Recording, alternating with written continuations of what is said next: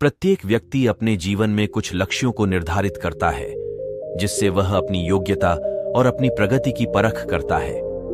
यदि लक्ष्य हासिल नहीं होते हैं तो वह अपनी कमियों को देखता है, उसमें सुधार करता है और फिर उन लक्ष्यों को हासिल करने की कोशिश करता है।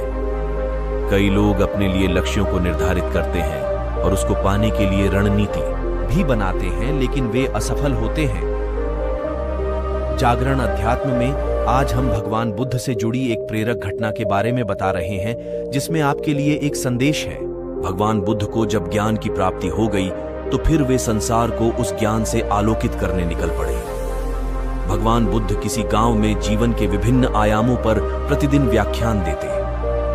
उनके प्रवचनों में जीवन का सार छिपा रहता। उनकी बातों को लोग बहुत ही गौर से सुनते थे। एक व्यक्ति बिना नागा किए उनके व्याख्यान सुनता। काफी समय बीत जाने के बाद भी उसने अपने अंदर कोई विशेष बदलाव नहीं पाया है। इससे परेशान होकर वह एक दिन बुद्ध के पास गया और बोला कि वह लंबे समय से एक अच्छा इंसान बनने के लिए उनके प्रवचनों को सुनता रहा है, लेकिन इससे उसे कोई विशेष लाभ नहीं हुआ। वह एक अच्छा इंसान नहीं बन पाया, उसमें कोई बदलाव नहीं आया है। उसकी बातों को सुनकर बुद्ध मुस्कुराए।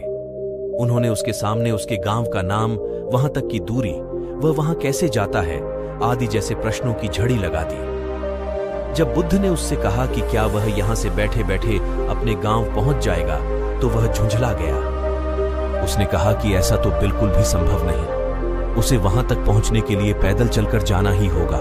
इस पर भगवान बुद्ध ने कहा कि अब आपको अपने प्रश्न का उत्तर मिल गया होगा। यदि आपको अपने गांव का रास्ता पता है, लेकिन इस जानकारी को व्यवहार में लाए बिना वहां नहीं पहुंचा जा सकता है, उसी प्रकार यदि आपके पास ज्ञान है और आप इसको अपने जीवन में अमल में लाए बिना एक बढ़िया इंसान नहीं बन सकते।